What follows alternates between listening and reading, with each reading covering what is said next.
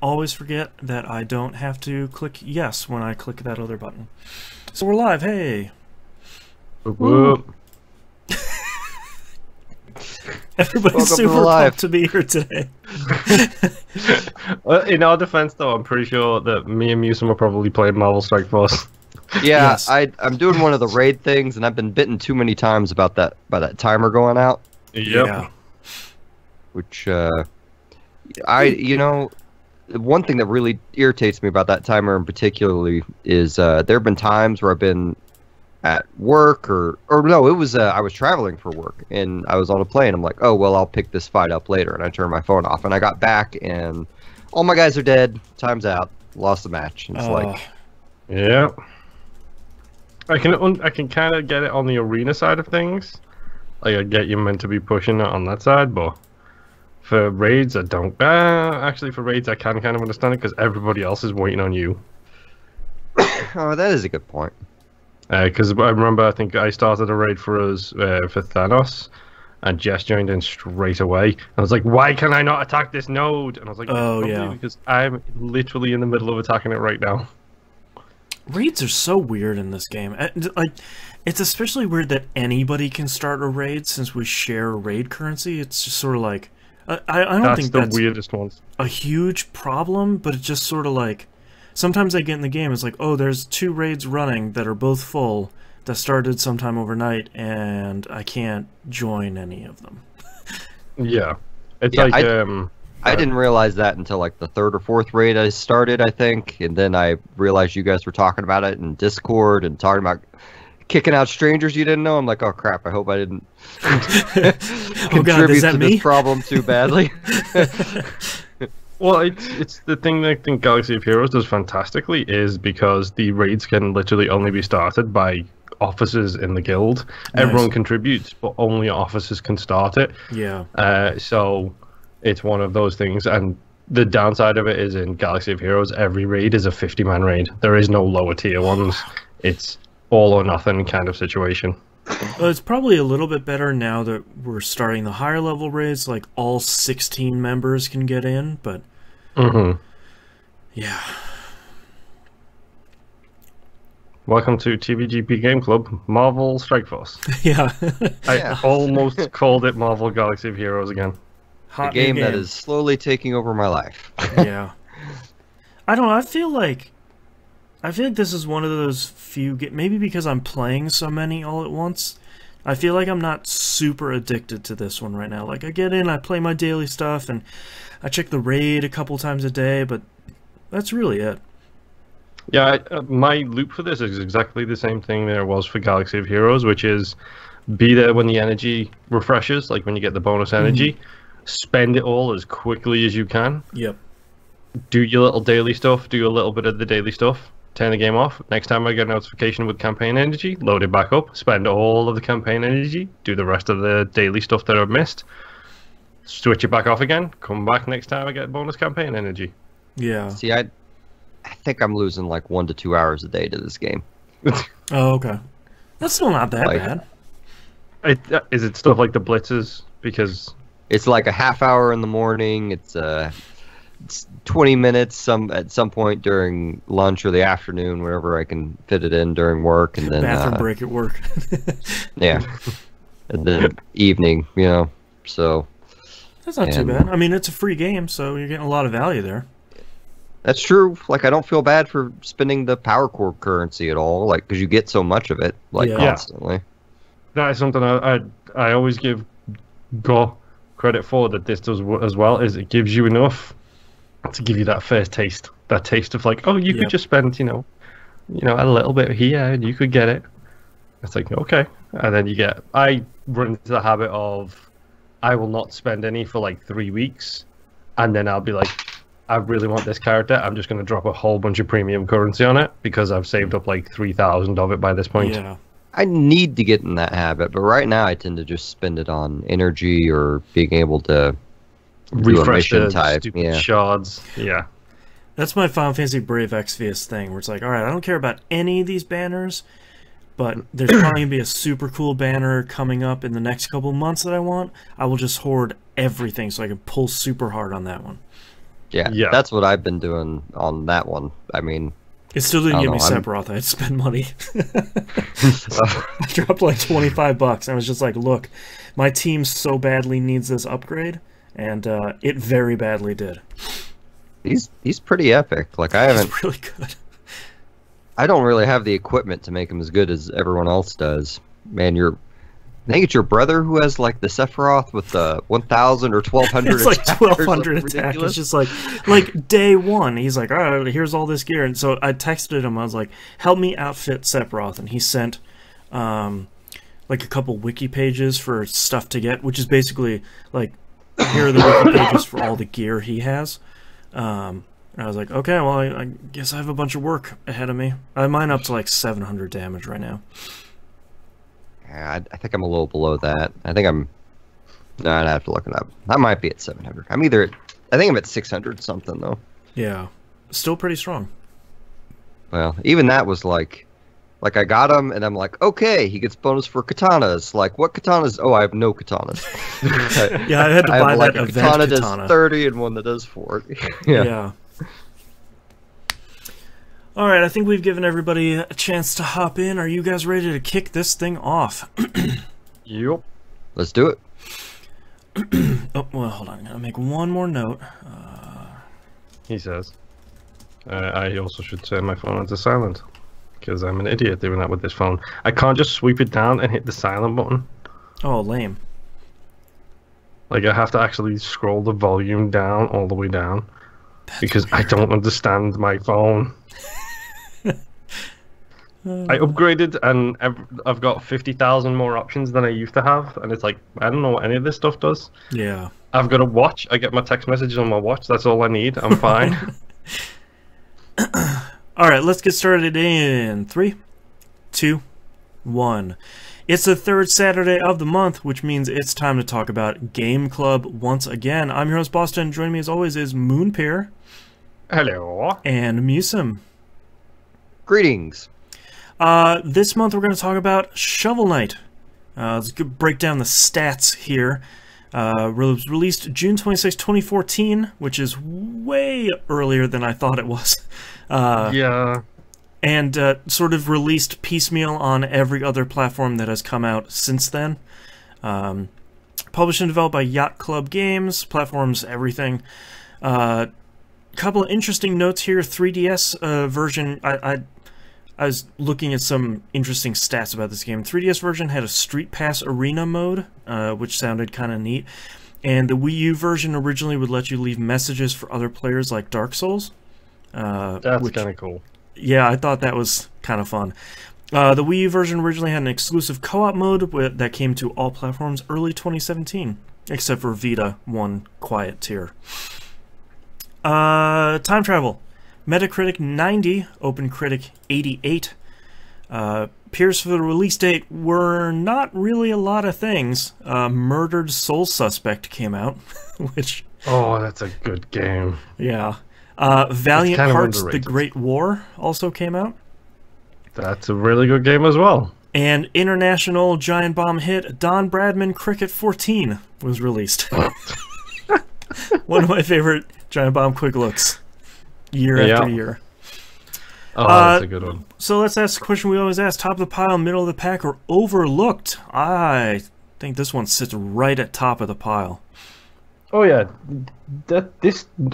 nobody would stop talking about this from it came out. Like, Still, I knew of this game like the day it came out, and for at least 6 months afterwards, everybody was still talking about it on a weekly basis. yeah, I definitely think it's top of the pile with the caveat of if you don't like precision jump platformers, then maybe not top of the pile. yeah, that's true. All right, let's dive into the game itself. What we like, what we didn't like. I will go first and say it has one of my favorite soundtracks of all time. Jake Kaufman made just an outstanding soundtrack from front to back. Yeah, definitely seconded on that front. Like, the soundtrack on that game is 90% of the time when I play video games, I have a headphone in and I'm listening to something else at the same time, because too many games are generic, the same old sounds, the same old everything. Right. This is you know, it's like, oh, this is the action piece section. I'm This Hans is Zimmer. the- Ba, ba, ba. Yes, exactly. I think this is one of the few games where I didn't want the headphone in because the sounds in the game are so, like, the music is so good and so appropriately, yes, it's chiptune kind of, but I still think it's incredible.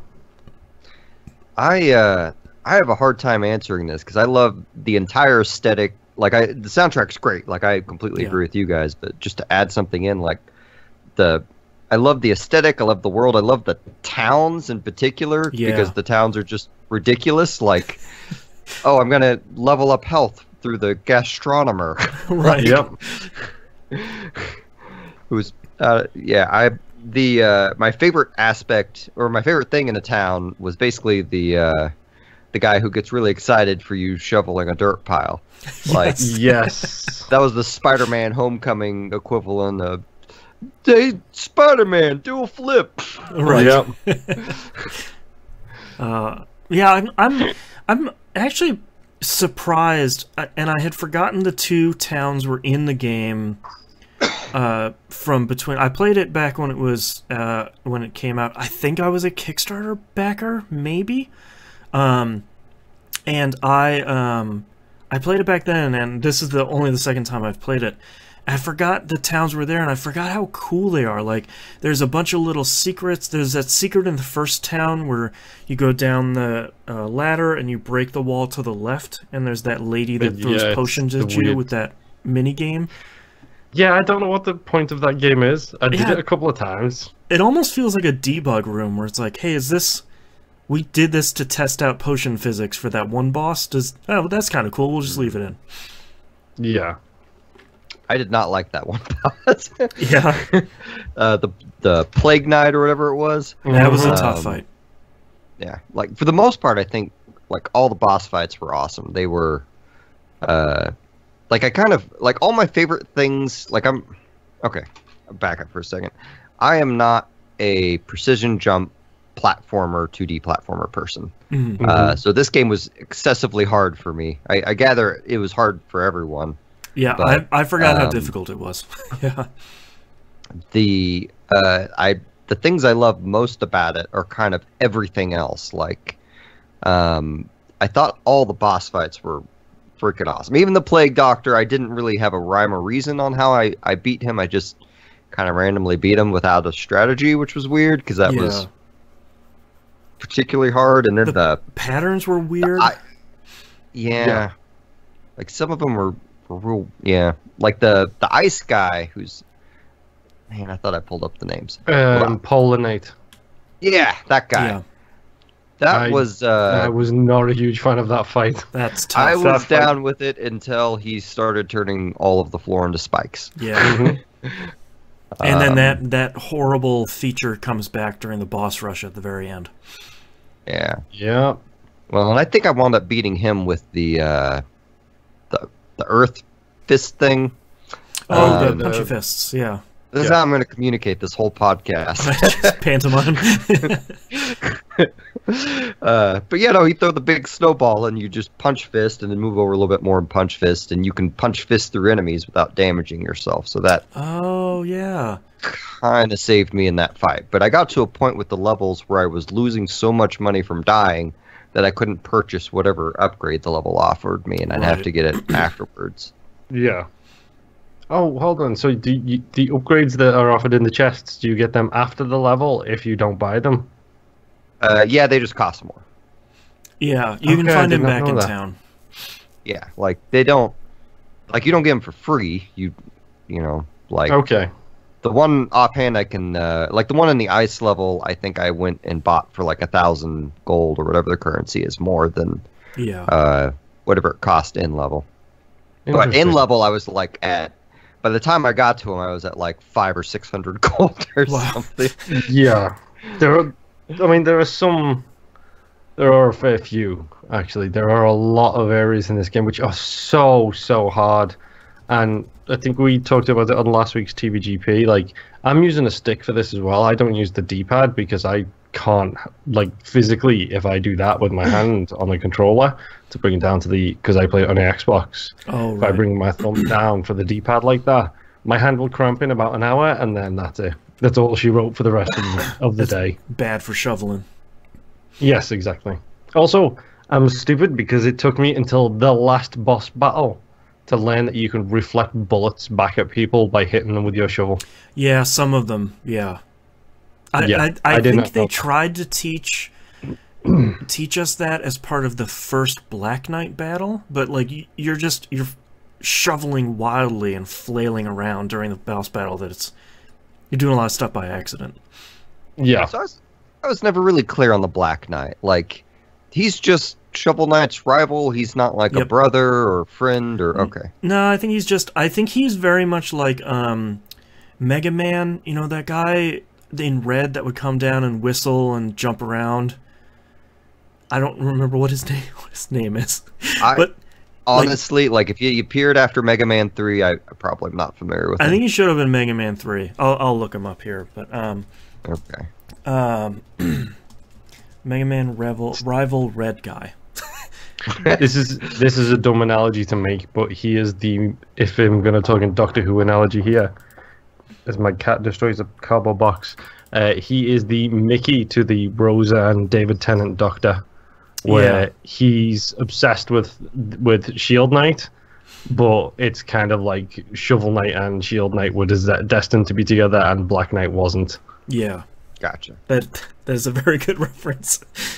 The Mega Man character's name I'm thinking of is Proto Man, the one with like the scarf and the whistling. And anywho, yeah, I feel like the majority of the story is really straightforward when it comes to everything except for Black Knight, because he's a really great tutorial boss, and I think it's really interesting that he's like the only person who doesn't work for the Enchantress, but that sort of makes you not care about him as much, because like, all right, I gotta get through you, like now that I know who the Enchantress is, like, let's keep moving.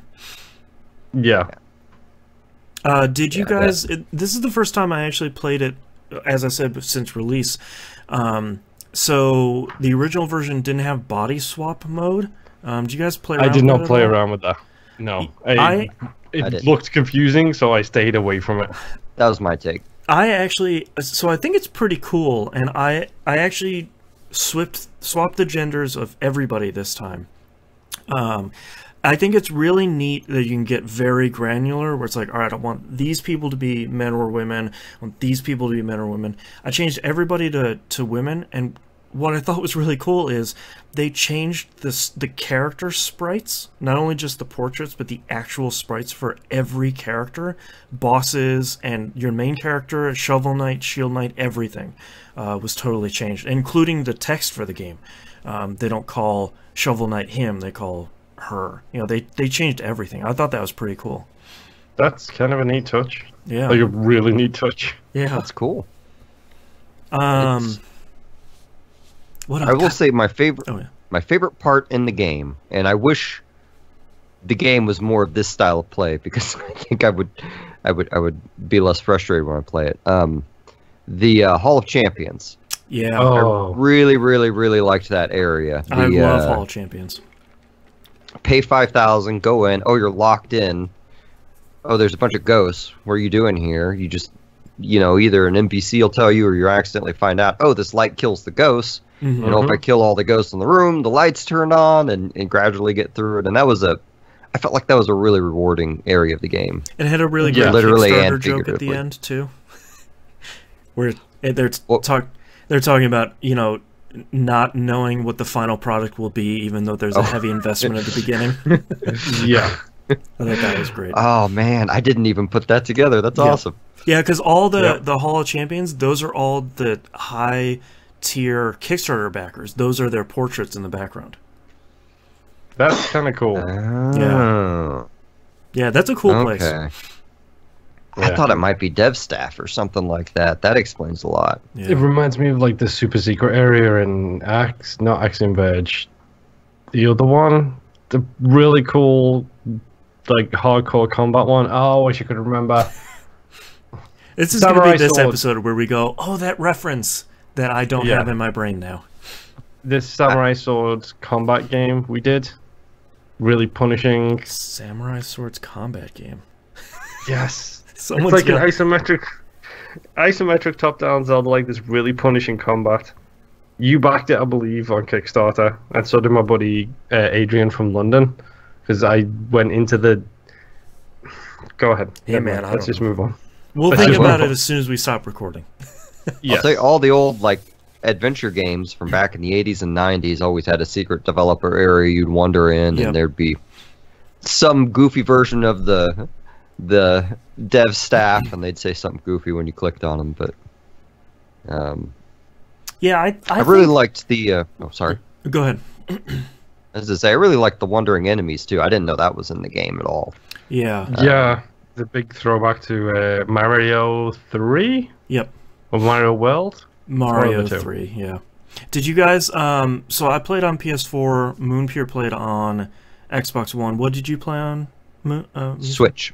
Okay, interesting. So, did you guys fight the platform exclusive boss? Which one was that? Okay, so I got Kratos, Moon got the Battletoads, and I don't know what Switch gets. I'll look it up. Hold on, I got the Battletoads. I honestly don't know. I don't know if I bought them, if I fought them. You have to fight all three of them, so you probably would have remembered. Were they like the wandering kind of bosses? Yeah. Mm-hmm. Then yes, I probably fought them at some point. Yeah, I think there's an achievement for it too. King of Cards, maybe. Yeah, I don't. No, that's I don't know what that is. Okay, maybe there's not one for Switch. So yeah, I just looked. There isn't one for Switch, but there is Amiibo support. So I think they did that. Wow. Oh yeah, I meant to test that out. Like the hard part about like I went real hard on Switch for a few months, and then I stopped playing it for a month, and then I started playing this again, and I already forgot where all the buttons are labeled. So I was constantly, accidentally, almost like trying to use an amiibo or start co-op, and the co-op interface I think would be real good, except that you got to go through a couple button commands to get out of it. I think the Switch will actually work with each player using a Joy-Con too. Oh, cool. So you don't even need like a separate controller. Yeah, that's kind of cool. Hyper Light Drifter was the name of the game I was thinking of, by the way. Oh, Hyper Light Drifter. Man, that game is good. Whew. And we did a room full of pedestals. Game Club for it, for anyone listening. Yes, we did. Yeah. I think I need to play that. One of the things I like about Shovel Knight, we talked about the game's general aesthetic, and we talked about it on TVGP a couple of weeks ago, where very much their goal for the aesthetic was very much like how you remember NES games. Like the NES couldn't technically do everything this game does, but it feels very much like one of those games and sort of how you remember those games looking and playing. I was sort of glad and sort of maybe frustrated because I'm getting older that they kept the difficulty of a lot of those games in this game, but yeah, I really like that they made the concession, which you could bypass if you wanted to with all the checkpoints. Each level had 4 or 5 checkpoints, and there was always a checkpoint before the boss. I really like that they put that in there, but they also have, that I forgot about, and Musum learned the hard way of you can totally break checkpoints, and you get a benefit out of it, but you also run the risk of just starting the entire level over. I like that they gave those, without going into a level and saying like, I want to play easy, normal, and difficult. They just let you make your own difficulty. Yeah. I think that's really great. But there's also the trophy for, beating the game without ever falling in a bottomless pit, or beating the game without ever dying, which I think is impossible. Yep. I'm pretty sure I realized the checkpoint thing in the 3rd level. And like previously, like I developed this weird theory of, weird, every time I die it sends me back like an extra checkpoint. Right. not realizing, oh no, I'm screwing myself over. I need to back out and start this over. And I think it was Spectre Knight's level that I finally realized, oh, this is why I have to go through all these frustrating darkness areas continuously. Yeah. I need to exit this and then start this over. Well, Yeah, that's my least favorite level is that one. Yeah, I have that written down here. That Spectre Knight is still one of my least favorite levels. There's just too much in it that makes it too hard. But I really like the boss battle. It feels very much like an old Castlevania boss. Yeah. But you know, I still think Tinker Knight has one of my favorite boss battles. I like beating up the little Tinker Knight with the very cool music, and then the big one coming out with like the bigger version of that music. I think that's really great. Yeah, that was one of the ones I had to watch on YouTube, and that one looked like a really cool, real fun boss fight. Yeah. That level looked like a bit of a pain, but Yes. I both loved and hated Baz. Baz is hard. yeah, he beat me the first time. I use Fire Wand a lot on Baz. I learned that really late. I should probably be using Fire Wand because I probably bounced off him literally and metaphorically about 40 times before I actually beat him. Yeah. Because I just wasn't good enough for avoiding the lightning strikes when he gets into that stage. I was just like, oh no, this is my no, it's not. That was a bad choice. This is my no, it's not. I used the phasing a lot. Like up until that point in the game, like whenever I got phasing to a little bit after Baz, I almost exclusively just phased my way out of every problem I could phase my way out of in that game. Yeah, So, I use phasing a lot on Polar Knight, just to like get if I'm coming down on a set of spikes, just hit up and square, and I can get out of there. I think that's where I started to realize I should use that more often. Was against Polar Knight because, again, really cool concept. I hate that boss fight. Well, I like how the game. I guess this is sort of a positive and a negative. I really like how the game had those little challenge dungeons or levels or whatever, where it's, you know, once you get the punchy gloves, then you can basically do a whole puzzle where you use those throughout a couple of screens, and then you get a bunch of money. I really liked those, and I liked being able to choose to go and do them. I still think one of my biggest criticisms of this game are those wandering enemies. I think it's a really great idea, but I think too many times you can sort of get backed into a corner or trapped, and it's like, well, I don't really want to fight these guys, but I just want to go back to town so I can use the meal ticket I got to get health that might get me through this boss. Like, I feel like that is one of the few times they stuck to, like, oh, we're going to make this overworld map very clearly Mario 3, but maybe not any way around it. You know, I would have been okay with, like, take half of my money and I will just come back and fight you later, but nothing like that. I use the catapults a lot. Like, sometimes it backs you into a corner and you can't do that, but it is annoying, especially because the game is so punishing in terms of your wallet, like your in-game wallet. It's I think the only, I don't know, I only did, I think, 3 of the wandering guys, or maybe 4 of them, because I did the weird hero guy with the cape. Like the boomerangs. That's such a weird fight. I think I might have, no, I don't remember how I beat him. And then Boz, and then who was the other one? It was the Golden Knight with the saber, who attacks, like, does the saber fighting. Yeah, he just wants to fight you to fight. Yeah, he's the Goku of the world. I had the most trouble with him. Yeah, Baz was my big. I think I basically played this game over like 4 sit-ins, and I think 2 of those sit-ins ended with me smashing my head against Baz and just being like, I hate you so much right now. Yeah. Did you guys fight the hat guy in the second town? Yes. Yeah. Hell, oh my gosh, that was so I did not expect that. Yeah. Like, that was awesome. Did you go find him again and then have him apologize to you for still being there? Yeah. Yep. Oh man, what else? I forgot to mention at the top of the episode, but we only played Shovel of Hope, which is a really great subtitle for this game, because the game originally didn't have a subtitle. We didn't play the other 2 pieces of DLC, and the third one isn't out yet. It will most likely come out the Monday that this show comes out, because, you know, that happened with Mummy Demastered. Yep. So I can't speak to any of those, but, man, this game is still just really great and hard and fantastic. Yeah.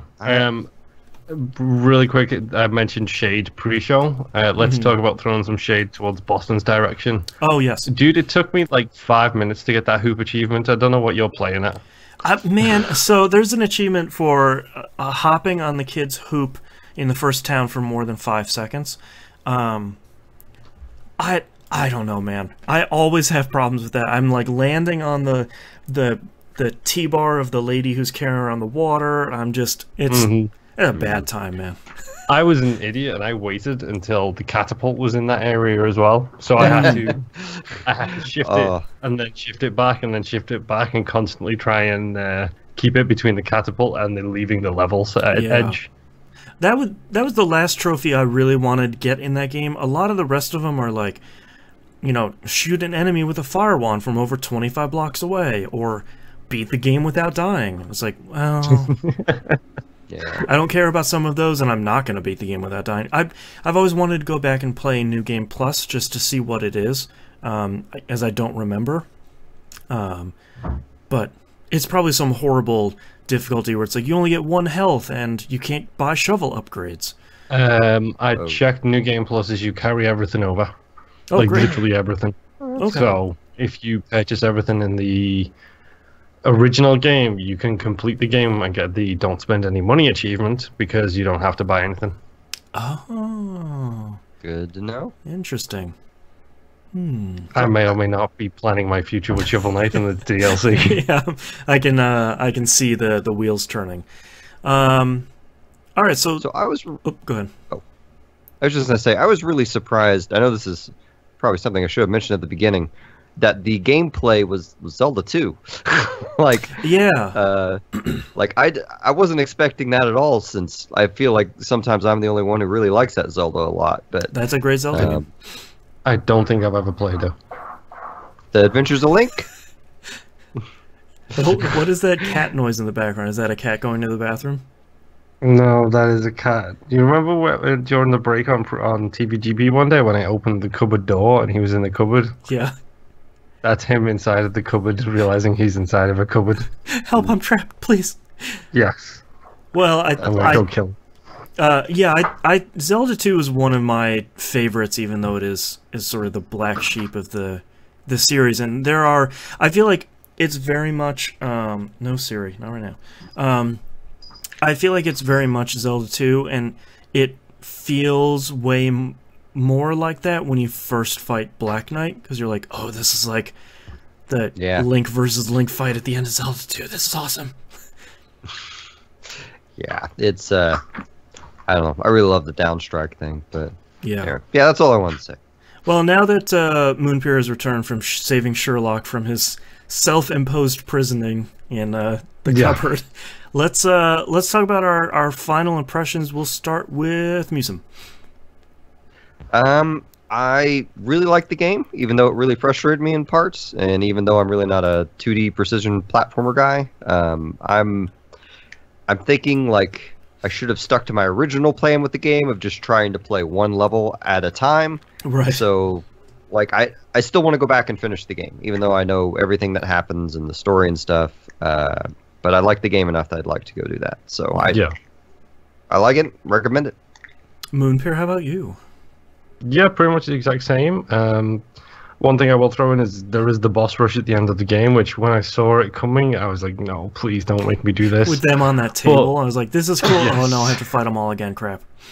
But then when you actually go through it, I breezed through the boss rush. Like, first time did it, and I was thinking, well, that's just because I've gotten better, and because now I've faced them all before, and I died so many times previously, I know their patterns. So that's actually, I think, one of the few times boss rushes have done really, really well, because it's just like, okay, this is a breeze now. It doesn't punish you and expect you to do it with one life bar, which is what I was expecting. Yeah, like a Mega Man style, where it's like, all right, you got one try at this, like, beat 8 bosses. They're giving you health between each one, which is nice. Yeah, and I mean, like Museum said, I think I'm done with the precision platformer days. I'm not gonna go out and deliberately aim to perfect anything, but it's really fun to play. Like, it's really tough and really frustrating, and when you make the same mistake 4 times in a row and you know it's your fault, that's when I literally had to walk away. Yeah. Like, it doesn't matter if I'm 3/4 of the way through the ice stage. If I keep trying this, I'm going to just throw something. So turn the game off and walk away. But the game is really great. Like, I kind of went into this with high expectations, and I wasn't disappointed. The game is genuinely fun to play, and kind of exactly what I needed at this point in time. Like, it really worked out quite nicely. Yeah. I don't have too much to add on top of that. The only thing I'll say is, to add on top of me loving the soundtrack, there's an arranged version of the soundtrack, where a whole bunch of famous composers remix pretty much all of the tracks, including the one of the composers for Castlevania does a really great remix of the Flying Whale track, and it's so good. So go check that out. It's really great. But now that we're done with Shovel Knight, let's talk about our next game. This was chosen by the patrons over patreon.com/E1M1. We actually had a tie, and before we recorded the episode, I had Google flip a coin for me, and it was between Owlboy and the Darksiders War Mastered Edition, and Owlboy won. 2016's Owlboy, game that was in development for literally 9 years. Forever, wasn't it? It's finally out. It's out on PC, OS X, Linux, Switch, PS4, and Xbox One. So you probably own one of those. And I am very excited to play this, because I have been... It pretty much, when it came out, we put it on the Game Club list, and I've been waiting the last 2 years to play it. So go pick up Owlboy, and we will talk about that in 4 more weeks, the 3rd Saturday of next month. Thank you very much for listening, and thank you to both of you guys for joining me yet again. You're welcome. As always. And we'll see you all next month. Bye.